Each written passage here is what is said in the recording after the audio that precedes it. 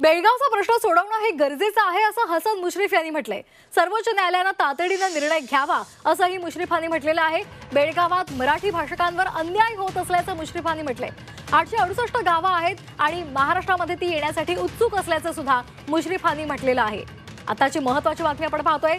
बेळगावचा प्रश्न सोडवणं गरजेचं आहे।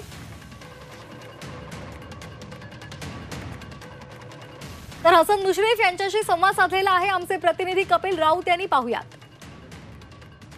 हसन मुश्रीफ आहेत, त्यांच्याकडून जाणून घ्या। सर, बेळगावच्या इथे मराठी नेत्यांना बंदी घातलेली आहे, कसं बघताय या सर्व गोष्टीकडे? नाही, अनेक वर्ष हे मराठी भाषिक 868 गावातील लोक हे महाराष्ट्रामध्ये येण्यासाठी उत्सुक आहेत। सगळे मराठी भाषिक आहेत। मला वाटते विश्वामध्ये एक विक्रम होईल की इतकी मोठी आंदोलनं इतकी वर्ष सातत्यानं करणं आणि सर्वोच्च न्यायालयात एकदा याचा निर्णय होण्याची आवश्यकता आहे।